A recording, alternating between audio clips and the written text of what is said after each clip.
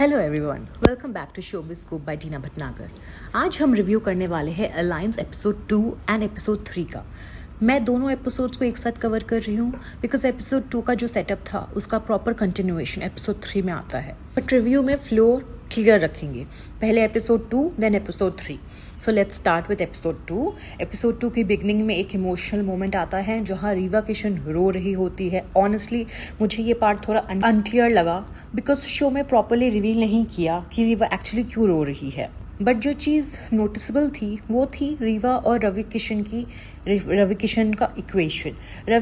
Ravi ji concern ज़रूर लग रहे थे, बट वो typical warm lovey dovey father daughter comfort मुझे मिसिंग लगा। रीवा रो रही थी और रवि जी थोड़ा हेल्पलेस लग रहे थे, जैसे समझ नहीं आ रहा कि कैसे कंसोल करें।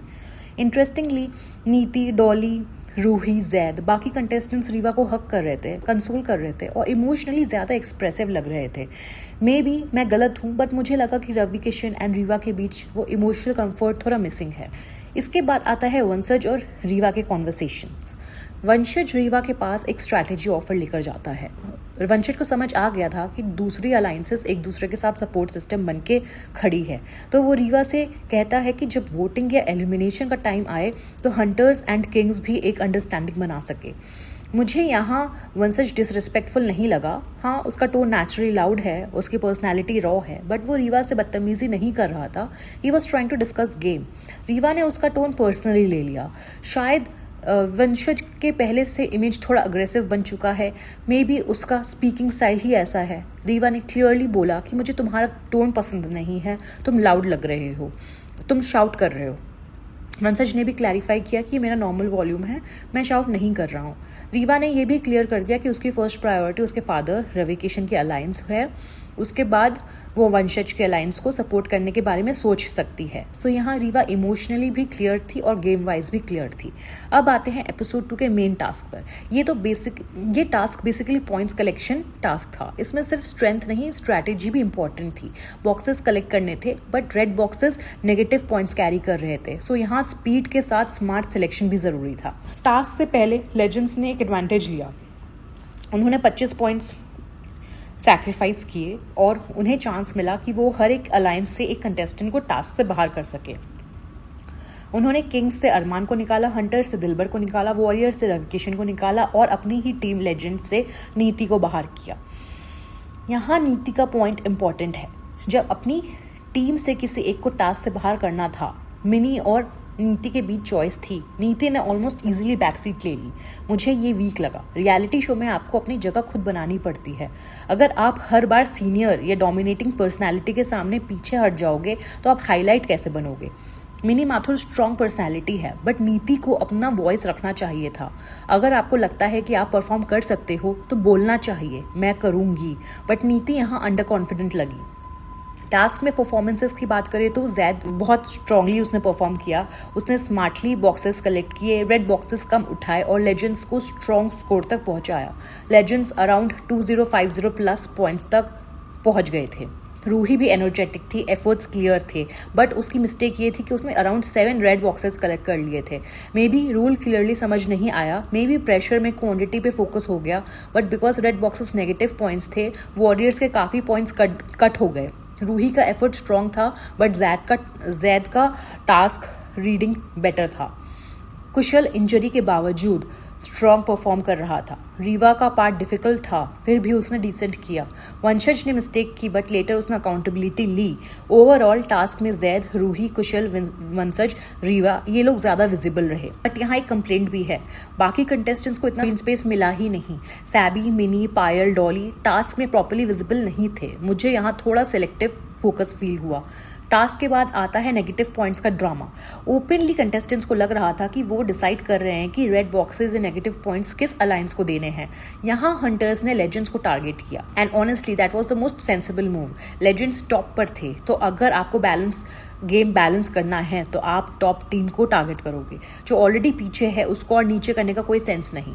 फिर वॉरियर्स का टर्न आता है। यहाँ एक्सपेक्टेड था कि वॉरियर्स भी लेजेंड्स को टारगेट करेंगे बिकॉज लेजेंड्स लीड कर रहे थे, बट ट्विस्ट ये था कि वॉरियर्स और लेजेंड्स टेक्निकली अलग अलायंसेज हैं लेकिन प्रैक्टिकली एक ब्लॉक की तरह प्ले कर रहे हैं। कुशल ने किंग्स को टारगेट करने का रीजन दिया, revenge. Earlier Nikhil Chinnappa replacement twist में रवि किशन रिप्लेस हुए थे और उसकी वजह से वॉरियर्स को 20 पॉइंट्स हारना पड़ा था। तो कुशल का लॉजिक था कि किंग्स की वजह से हम नीचे आए, अब हम उन्हें 700 नेगेटिव पॉइंट्स देंगे। गेम वाइज अगर देखा जाए तो टॉप टीम को टारगेट करना सेंसिबल होता, बट ग्रुप लॉयल्टी के एंगल से देखें तो वॉरियर्स क्लियरली लेजेंड्स को प्रोटेक्ट कर रहे थे और लेटर लेजेंड्स ने भी किंग्स को नेगेटिव पॉइंट्स देकर यही प्रूव कर दिया कि लेजेंड्स और वॉरियर्स एक दूसरे को डायरेक्टली डैमेज नहीं करना चाहते। यहीं से वंशज वर्सेस कुशाल का क्लैश स्ट्रॉन्ग होता है। वंशज का पॉइंट वैलिड था कि अगर दो अलायंसेस मिलकर एक अलायंस को टारगेट कर रहे हैं तो वो अनफेयर है। वंशज यंग है, न्यूकमर है और नोन पर्सनैलिटीज के बीच में अपनी स्पेस बनाने की कोशिश कर रहा है। वो रॉ है, इम्पल्सिव है, कभी ओवरथिंक करता है, कभी उसका कंसर्न कम्प्लीटली बेसलेस होता है। कुशल क्लियर पर्सनैलिटी है, ये मैं ज़रूर बोलूँगी। वो टू फेस्ड नहीं लगता, जो पसंद नहीं है वो सामने बोलता है, बट यहाँ उसका अग्रेशन प्रॉब्लमैटिक लगा। बार बार थ्रेट वाली लैंग्वेज, स्लैप वाली बात, कॉन्ट्रैक्ट वाली बात, ये अननेसेसरी था। ये शो WWE नहीं है, ये माइंड गेम है, टास्क गेम है, पर्सनालिटी और स्ट्रैटेजी का गेम है।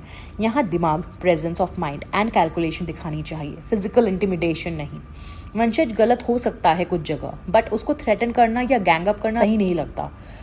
अब एपिसोड 2 का फाइनल ट्विस्ट आता है। जो नेगेटिव पॉइंट्स ओपनली दिए जा रहे थे वो एक्चुअली फाइनल डिसीजन नहीं था। कुणाल खेमू बेसिकली कंटेस्टेंट से उनकी स्ट्रैटेजी निकलवा रहे थे। कौन किसको टारगेट करना चाहता है, कौन किस अलायंस से इनसिक्योर है, कौन किस ग्रुप के साथ है। एक्चुअल डिसीजन उन 4 कंटेस्टेंट्स के हाथ में था जो टास्क में परफॉर्म नहीं कर रहे थे, जिनको पहले टास्क से बाहर किया गया था। यहाँ रवि किशन ने लेजेंड्स को टारगेट किया, मतलब वॉरियर्स के 700 नेगेटिव जो किंग्स को जाने वाले थे वो एक्चुअली लेजेंड्स को चले गए। ये फनी भी था एंड इंटरेस्टिंग भी, बिकॉज लेजेंड्स लीड कर रहे थे। अरमान ने वॉरियर्स को टारगेट किया, ये मुझे सरप्राइजिंग लगा बिकॉज अरमान रवि किशन को रिस्पेक्ट करता हुआ दिख रहा था, बट मे बी बिकॉज वंशज उसकी टीम में है और वंशज का क्लैश कुशाल से चल रहा है। अरमान ने अपने टीम मेंबर के फेवर में डिसीजन लिया। जो भी थॉट प्रोसेस था, रिजल्ट किंग्स के फेवर में आया। नीति ने हंटर्स को टारगेट किया, जो मुझे थोड़ा अजीब सा लगा। हंटर्स ऑलरेडी पीछे थे। अगर आपको गेम इम्पैक्ट करना ही था तो स्ट्रॉन्गर टीम को टारगेट करना चाहिए था, but since legends and warrior एक यूनिट की तरह प्ले कर रहे हैं, नीति ने सेफ ऑप्शन हंटर्स चूज किया। दिलबर ने लेजेंड्स को टारगेट किया एंड मुझे यहाँ हंटर्स का थॉट प्रोसेस क्लियर लगा। हंटर्स टीम के मेंबर्स का आंसर मैच कर रहा था। दे न्यू टॉप टीम को टारगेट करना है, एटलीस्ट स्ट्रैटेजी में वो सिंक्ड दिख रहे थे। सो एपिसोड 2 का मेन टेक अवे ये है, टास्क से ज़्यादा इंटरेस्टिंग था हिडन स्ट्रैटेजी रिवील करना। कुणाल खेमू ने कंटेस्टेंट से ओपन में उनकी प्लानिंग बुलवा ली, but actual game behind the scenes players के हाथ में चला गया। That was a good twist. Now moving to episode 3। Episode 3 में न्यू चैलेंज आता है, ब्लफ चैलेंज। इस टास्क में अलायंसेस को एक दूसरे से पॉइंट स्टील करने होते हैं, पॉइंट स्टील करने का चांस मिलता है। ये challenge observation, dissipation and deduction का था। हर अलायंस एक एक करके परफॉर्म करती है। 4 मेंबर्स को एक एक्टिविटी करनी होती है, बट उनमें से एक मेंबर एक्चुअली एक्टिविटी नहीं करता, वो ब्लफ करता है। बाकी अलायंसेस को गैस करना होता है कि ब्लफ मास्टर कौन है। अगर ब्लफ पकड़ लिया तो गैसिंग अलायंस को परफॉर्मिंग अलायंस से 100 पॉइंट्स मिलते हैं। अगर ब्लफ सक्सेसफुल हो गया तो परफॉर्मिंग अलायंस किसी एक अलायंस से पॉइंट स्टील कर सकती है, जितने मर्जी भी। चैलेंज से पहले सिस्टम हर अलायंस को 900 पॉइंट्स देता है। ये टास्क फिजिकल स्ट्रेंथ का नहीं था, ये माइंड गेम था। कौन एक्ट कर सकता है, कौन ऑब्जर्व कर सकता है, कौन डिटेल्स कैच कर सकता है। इस टास्क के बाद रैंकिंग चेंज होती है। वॉरियर्स टॉप पर आ जाते हैं विद 2130 पॉइंट्स, थर्ड पर आ जाते हैं विद 1825 पॉइंट्स, हंटर्स बॉटम पर रहते हैं विद 1500 पॉइंट्स। यहाँ इंपॉर्टेंट शिफ्ट ये है कि अर्लियर लेजेंड्स टॉप पर थे, किंग्स सेकंड पर थे, वॉरियर्स थर्ड पर थे, बट ब्लफ चैलेंज के बाद वॉरियर्स टॉप पर आ गए, किंग्स ने अपनी सेकंड पोजीशन मेंटेन की, लेजेंड्स थर्ड पर चले गए और हंटर्स बॉटम में ही रहे। अब एपिसोड 3 में सैबी का ट्रैक काफ़ी इंपॉर्टेंट हो जाता है।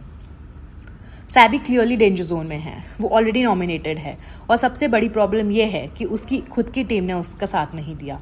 हंटर्स में रीवा, दिलबर और डॉली की बॉन्डिंग दिख रही है। उन्होंने अपनी प्रायोरिटीज़ सेट कर ली हैं, बट सैबी उनके सर्कल का पार्ट नहीं बन पाई। सैबी शाय है, शेल में है, आउटस्पोकन नहीं है। रियलिटी शो में अगर आप अपने टीम मेंबर्स के साथ भी बॉन्डिंग नहीं बना पा रहे हो तो सर्वाइवल डिफिकल्ट हो जाता है। जब हंटर्स बॉटम में आए और सिस्टम ने बोला कि अपनी अलायंस से एक पर्सन नॉमिनेट करो, तो रीवा, दिलबर एंड डॉली ने सैबी का नाम दे दिया। मेजॉरिटी ऑलरेडी सैबी के अगेंस्ट थी। इवन इफ सैबी कुछ बोलती, उसका 1 वोट कुछ चेंज नहीं करता। डॉली का रोल यहाँ इंटरेस्टिंग है। डॉली स्टार्टिंग से कन्फेशन क्लिप्स में सैबी के अगेंस्ट नेगेटिव बोलती हुई दिख रही है। फेस पर sweet smile, soft tone, but behind the scenes she looks very negative. Sweet poison, that's the vibe. Dilbar expressive है, वो जो फील करती है बोल देती है। डॉली सटल है बट मोर डेंजरस लग रही है। दिलबर की फर्स्ट प्रायोरिटी डॉली है और सेकंड रीवा, तो नेचुरली डॉली के इशू का इफेक्ट दिलबर पर भी आ रहा है, इसलिए दिलबर भी सैबी के अगेंस्ट स्ट्रॉन्ग हो गई है। सैबी के पास सिर्फ पायल का सपोर्ट क्लियरली दिख रहा है बिकॉज बोथ केम टुगेदर। वंसज पायल का फ्रेंड है, तो बिकॉज ऑफ पायल वो सैबी से टॉकिंग टर्म्स में है, बट यहाँ वंसज भी कंफ्यूज्ड स्पॉट में है। अगर वंसज सैबी से बात करता है तो दिलबर और डॉली को प्रॉब्लम होती है, अगर नहीं करता तो पायल का इक्वेशन इफेक्ट होता है। वंसज ने पायल को सही बोला कि अगर हम सैबी के साथ ओपनली खड़े रहे तो हंटर्स की गर्ल्स हम पर ट्रस्ट नहीं करेंगी एंड फ्यूचर अलायंस मेकिंग में प्रॉब्लम हो सकती है। सैबी के लिए रवि किशन और कुशल में थोड़ा सॉफ्ट कॉर्नर दिख रहा है। शायद उन्हें लगता है कि शी इज़ अलोन डोमिनेटेड और अपनी बात प्रॉपर्ली रख नहीं पा रही, बट सिंपैथी और एक्चुअल वोट 2 अलग चीज़ें हैं। देखना ये होगा कि कोई उसको एक्चुअली सेव करता है या नहीं।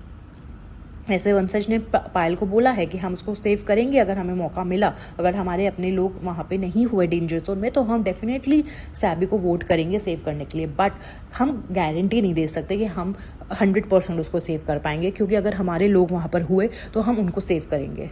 हमारी फर्स्ट प्रायोरिटी फिर वो होंगे। एपिसोड 3 में मिनी माथुर का डोमिनेटिंग साइड भी क्लियरली दिखा। किचन में सैबी ने केटल में मिल्क बॉईल कर दिया। गलती सैबी की थी, अग्रीड। केटल में मिल्क बॉईल करना प्रैक्टिकल नहीं है, बट मिनी का रिएक्शन ज़्यादा हो गया। रूही ने नॉर्मली पूछा था कि मिल्क किसने बॉईल किया, बट मिनी ने वेरी अथॉरिटेटिव एंग्री टोन में शाउट किया जैसे किचन उनका पर्सनल एरिया हो। सैबी ऑलरेडी शाय है एंड उस रिएक्शन के बाद वो रो पड़ी।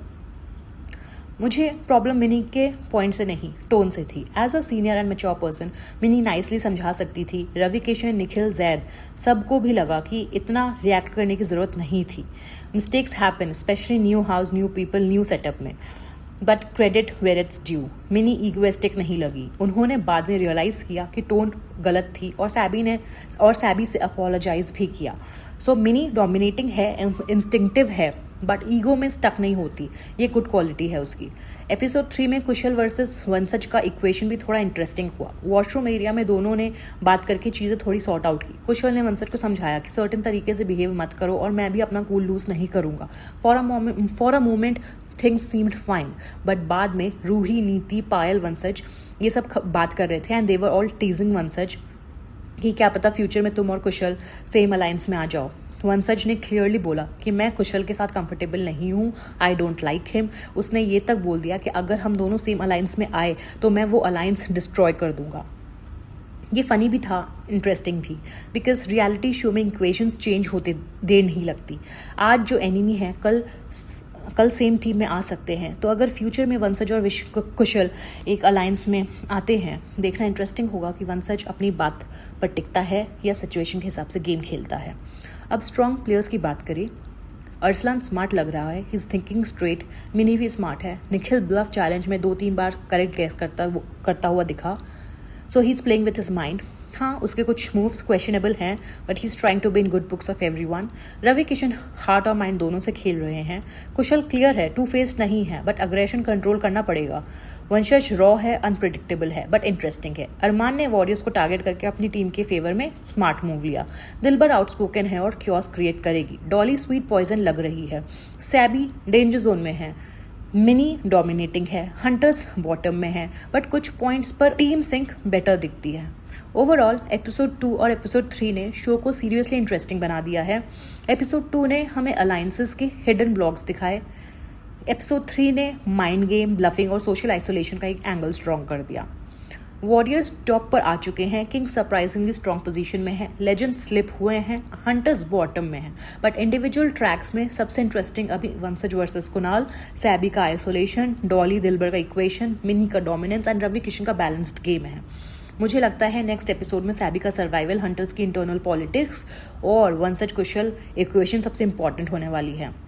That's it for today's review. आप मुझे कमेंट्स में बताओ, क्या सैबी जेन्युइनली वीक प्लेयर है या उसके अगेंस्ट ग्रुपिज्म हो रहा है, और क्या वंसज फ्यूचर में कुशल के साथ सेम अलायंस में सर्वाइव कर पाएगा। वीडियो अगर पसंद आए तो वीडियो को लाइक करें, चैनल को सब्सक्राइब करें और अपने थॉट्स को कमेंट सेक्शन में शेयर करें। मिलते हैं नेक्स्ट एपिसोड के रिव्यू में, तब तक के लिए टेक केयर एंड बाय।